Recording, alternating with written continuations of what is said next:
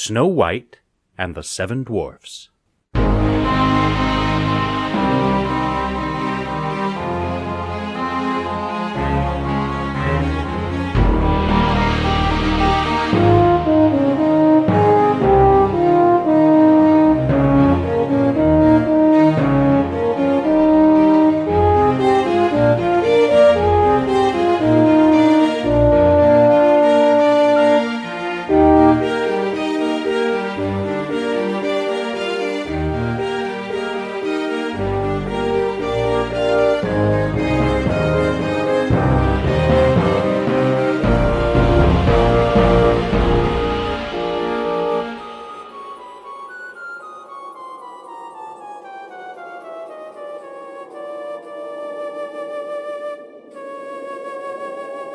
Once upon a time, in winter, when the snowflakes were falling like feathers from heaven, a beautiful queen sat sewing at her window, which had a frame of black ebony wood.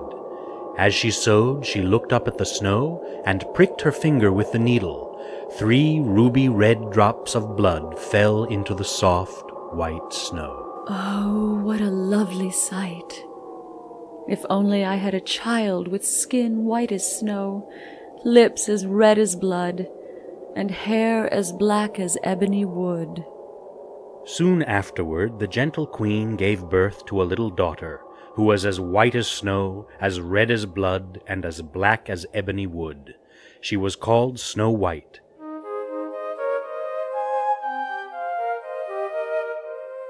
But alas, shortly after the little one arrived, the queen became ill.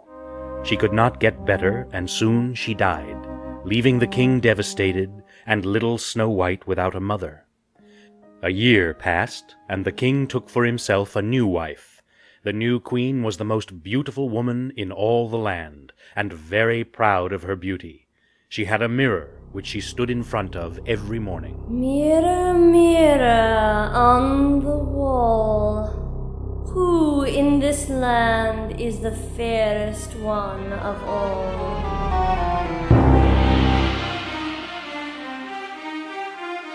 In all the land, my queen, from this castle to the 7 jewel mountains, you are the fairest one of all.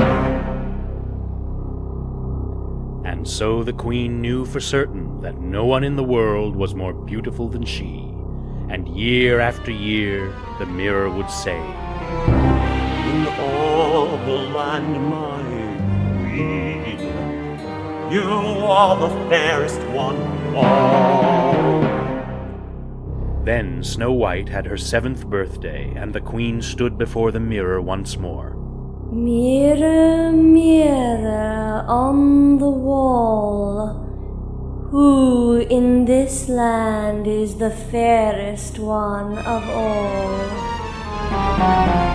You, my queen, are fair, it's true, from this castle to the 7 jewel mountains.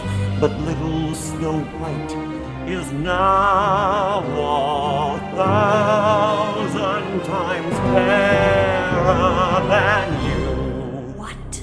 My own stepdaughter? Fairer than I? Curses! I hate her, for she is more beautiful than I. The queen became pale with envy. Whenever she looked at Snow White, she hated her, and wondered if she would ever again be the most beautiful in all the land. This turned her heart cold and barren. For 10 years, her jealousy gave her no peace. Finally, on the eve of Snow White's 18th birthday, she summoned a huntsman. Take Snow White into the forest. Find a lonely spot and shoot an arrow through her heart. As proof that she is dead, bring her heart back to me. But your majesty! As proof that she is dead, bring her heart back to me. I hunger for it. But Snow White is the beloved jewel of the kingdom. Silence! If you do not obey my command, you shall die. I will obey your majesty.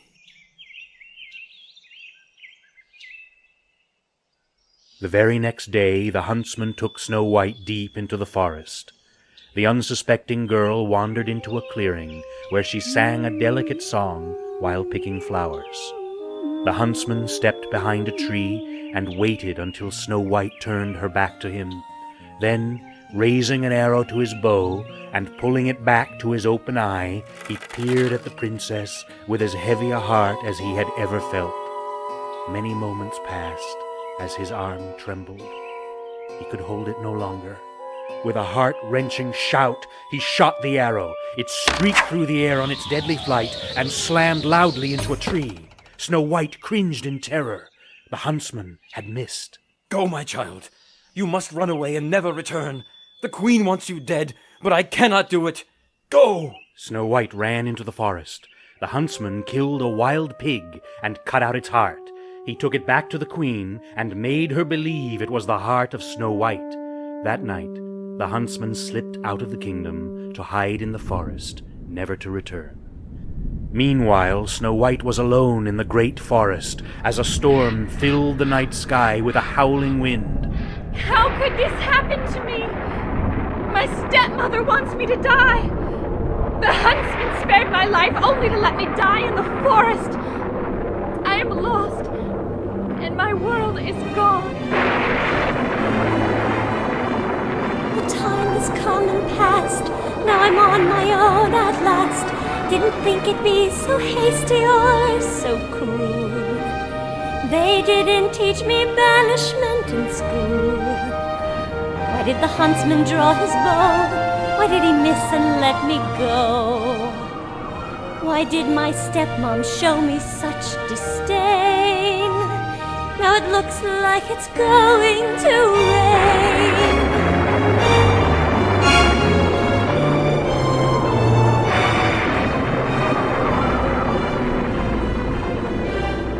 Beauty has a cost.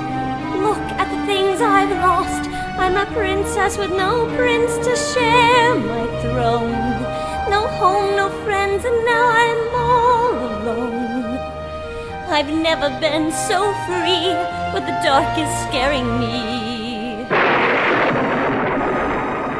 Don't be scared, Snow White. I must go on in this forest by the 7 jewel mountains. I'll find a new light. I'll seek out the dawn, a new dawn. And there's dark clouds looming high, but behind them a clear sky might give me some hope that I can sustain, though it looks like it's going to rain.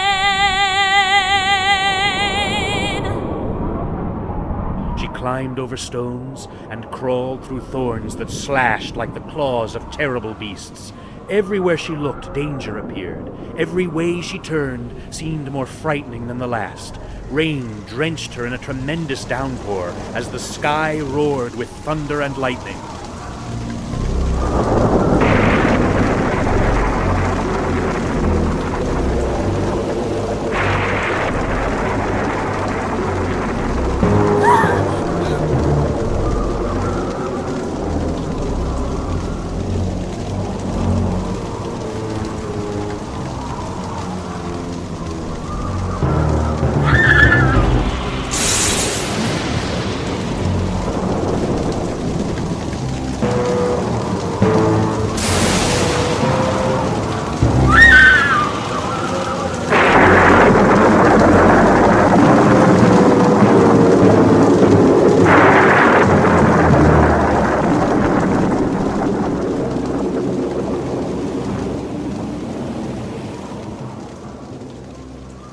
She could feel the dark shadow of doom closing in on her.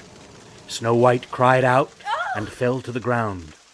With a feeble effort, she lifted her head and spied an opening to a small cave just beyond a great tree.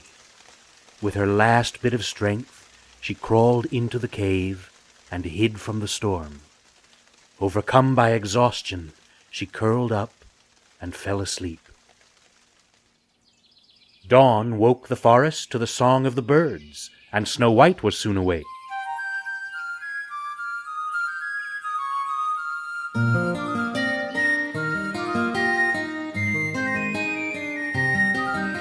A whole world was stirring to life, and the young woman was glad to feel some of her fears slip away.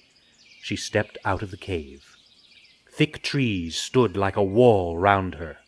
As she moved between them, she stumbled upon a path. She walked along it full of hope until she came to a clearing. There stood a strange cottage with a tiny door, tiny windows, and a tiny chimney pot. Everything about the cottage was much tinier than it ought to be. Snow White went to the door and pushed it open. Bending over so she could fit under the ceiling, she found it to be a cozy home with a table all set with 7 places for a meal. I wonder who lives here. What tiny plates!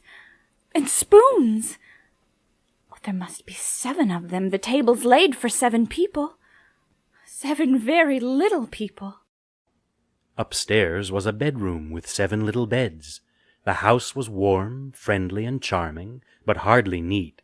Everywhere she looked there was some chore that needed doing. Whoever lives here needs help keeping it neat and clean. I shall clean this house and cook a delicious meal for its 7 owners. Then perhaps they'll let me stay here for a while. She set to work cleaning the cottage.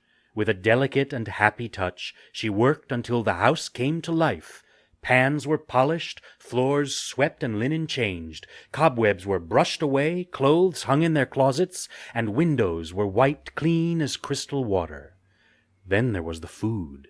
Snow White seasoned up a stew that simmered so deliciously through the house and into the forest that even the most timid animals came close to the tiny cottage. Soon Snow White made friends with these animals, large and small. The clearing around the cottage was filled with the sounds of birds, squirrels, rabbits, frogs, deer, and the tiny mice that live in holes near the banks of streams. Little by little, Snow White felt less alone. As she looked around the cottage, admiring her work, her eyelids felt heavy, and she thought how nice it would be to take a small nap before the tiny people returned. I'll just sleep for a few moments, so I'll be better company when I meet them. So she climbed the stairs to the bedroom, lay across several tiny beds, and drifted off to sleep. Some distance from the clearing round the cottage, about an hour's march through the trees, lay the 7 Jewel Mountains. Deep inside these mountains was a diamond mine. Inside this mine were 7 hard-working, jolly little dwarfs who toiled each day digging for diamonds. These 7 dwarfs lived in the cottage where Snow White slept. They took great pride in their work and great pleasure in each other's company. Swing your pick and crack that rock. Look inside and what do you got? A diamond as big as my foot is what I got. Swing your pick and tear that rock. Strike with all your might. The sweetest knickknacks spare the shock. The diamonds, the sweet finds, we mine them in the mines.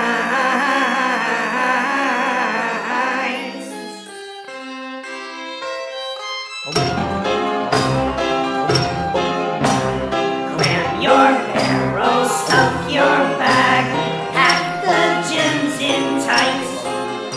So many that our pockets sag, so many diamonds. The sweet finds, we mine them in the mines.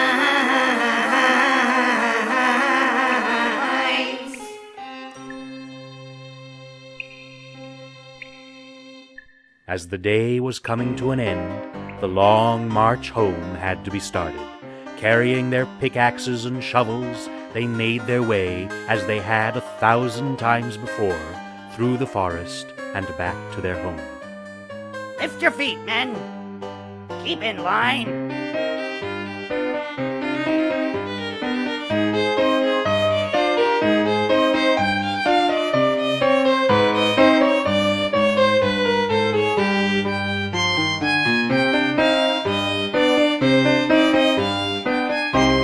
They were always pleased to see their little cottage, but this time it looked magical. Candlelight gently shimmered through the windows. The chimney spewed a calm stream of smoke, and the smell of a simmering stew put them into a trance. They stood in the clearing with their mouths wide open, not sure whether to be frightened or pleased. What's happened to our home? It's never, ever looked like this before. And what is that delicious smell? Careful, men. It could be a trap. Only one way to find out. So slowly but surely they crept toward the house. They opened the door and could not believe their eyes. The cottage gleamed.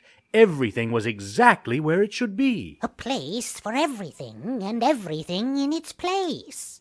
As they gingerly explored each corner of the cottage, the littlest one found his way up to the bedroom. He bolted out, barely able to contain himself, and waved frantically to the rest of them. Come here, come look. Someone's asleep in our beds. The 7 dwarfs fetched their 7 candles, and all came running. They took one look at the sleeping Snow White, and cried out with amazement. Oh me, oh my!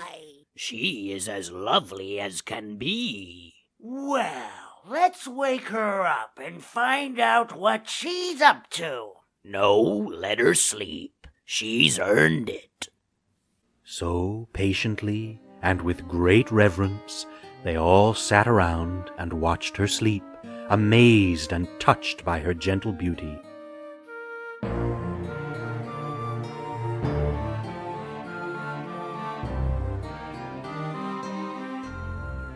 Finally, after an hour or so, she stirred. Snow White put her hands up to rub her eyes. When she pulled her hands down, she was startled to see the 7 tiny men. Oh, you're here. I'm Snow White. I hope you don't mind that I made myself at home here in your charming little house. They stared at her for several seconds without saying a word. Can you talk? Why, sure we can talk. And may we ask how you made our home so bright? And where's the dirt I got on the floor last year? And what about the twigs in my pillow? Where's the pie I hid behind the cupboard? They spent the night asking all their questions. Snow White told them how the queen had tried to kill her, and how the huntsman had spared her life. The dwarves pitied her, shocked that anyone could even think of trying to kill such a sweet and beautiful girl. You may stay here as long as you like. As long as ever you like, and longer too. Our house is your house. And your house is this house, the whole house, and all the pots and pans and curtains, too. Each day, while we work in the mines, you can work here at the house. It has never looked this wonderful. Not ever. Does that suit you? Oh, but of course. That is a wonderful idea. I shall make it a perfect house.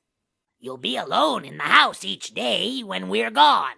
Do not let anyone come in. There will be no one to save you. I won't let a soul inside. I promise.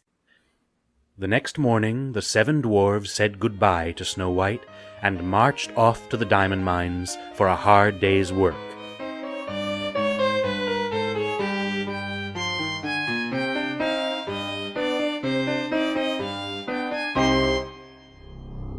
Back in the palace, the queen was glowing with confidence that she was once again the most beautiful in the land. She strode to the mirror and asked the question she was sure she knew the answer to. Mirror, mirror on the wall, who in this land is the fairest one of all?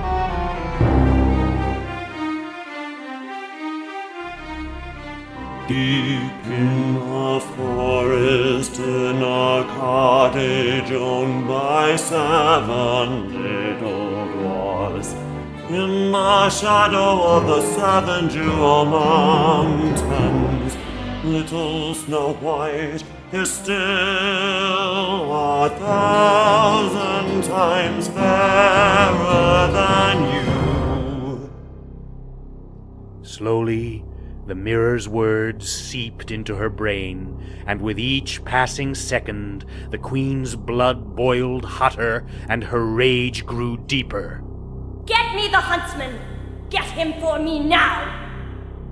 The servants scurried off to do their queen's bidding, while she grabbed the box which supposedly contained Snow White's heart.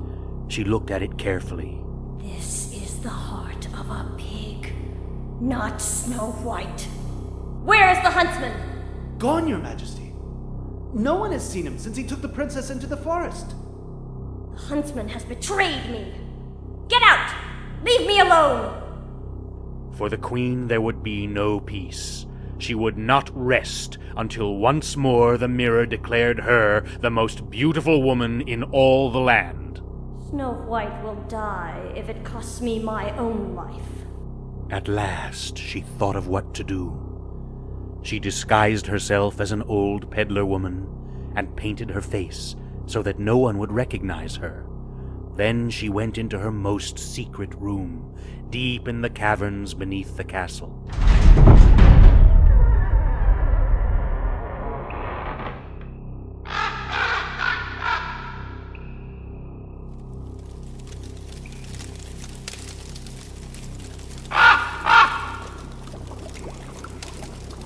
Into a great black cauldron, she poured a deadly liquid potion. The fire roared, and the potion boiled. Steam filled the caverns with the foul smell of sinister magic. Boiling blood of wild boar, tongue of newt and a raven's feather, a horse's eye and a pinch of nightshade, all together. Oh, what a lovely drink! Just one sip, and in a blink you sleep like death, and no one can wake you, no one can make you grow old like me, no growing old. Now watch this.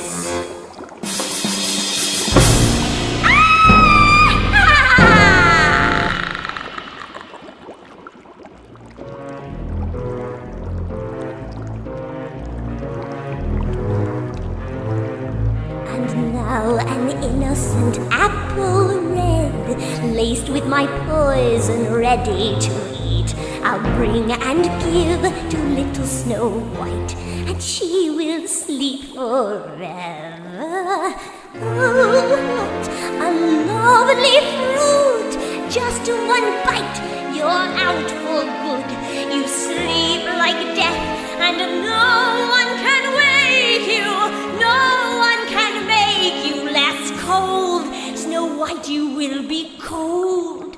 Soon you will be cold.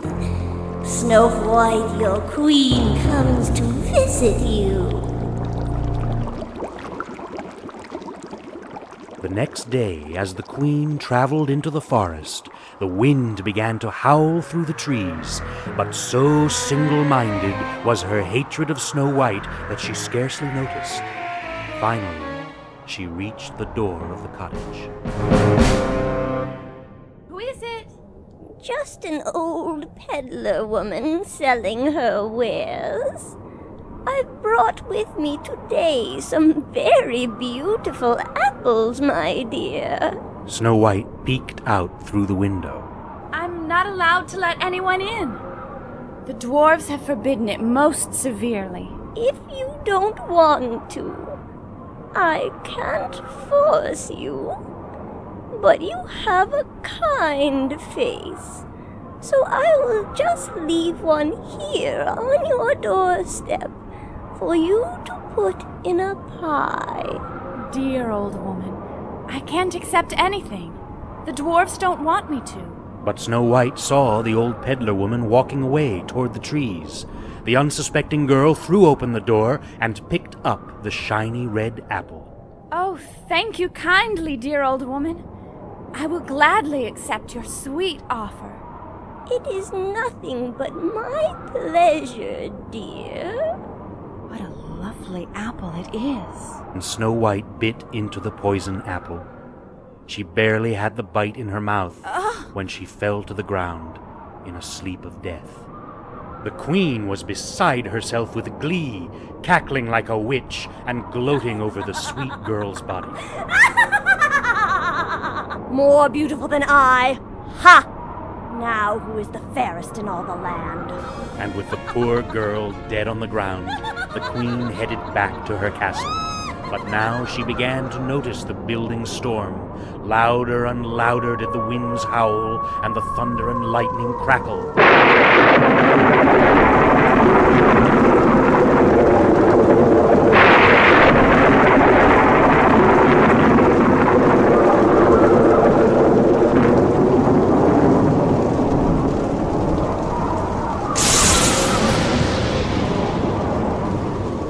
Fear crept into her mind.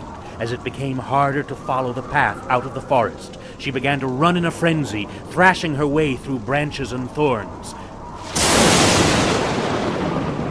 By the flashes of lightning, someone was watching. High atop a stone mountain, the huntsman had made his hideaway.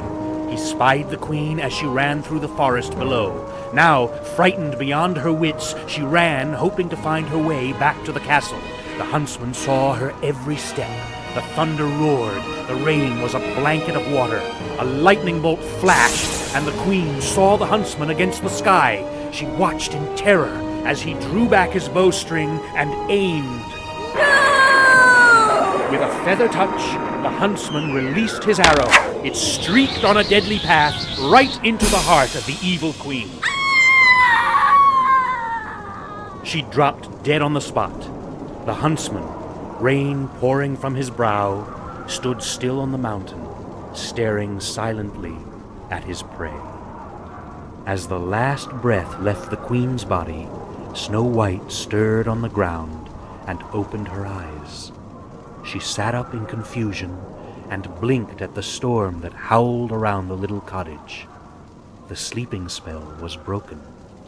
How strange. Where am I? What cottage is this? I'm so far away from home. I must find my way back again. Snow White made her way across the clearing and headed into the forest. While the storm raged around her, she crept along beneath the swaying trees, never straying from the path toward home. She leapt from stone to stone and crossed the rushing stream. Rain-soaked and chilled by the wind, she followed the winding path through the trees. Neither afraid nor confused, Snow White thought only of her home in the castle where her father was king. She walked through the night as the storm died away. By sunrise, the forest rejoiced at the sight of Snow White. When she reached the castle, all the people were overjoyed to see her alive and well. A great feast was declared in celebration, and all the kingdom turned out to sing and dance for an entire day. The huntsman came down from his mountain hideaway and returned to the castle. The king, after hearing the story of how he killed the evil queen, made him his royal huntsman. The story of Snow White's adventure traveled far across the land, until a handsome prince heard it and set out on his horse to meet her. When he arrived at the castle, Snow White took one look at him and kissed him. They loved each other in an instant, and the prince asked Snow White to marry him. The very next day, Snow White did, and after a grand royal wedding, they both lived happily ever after.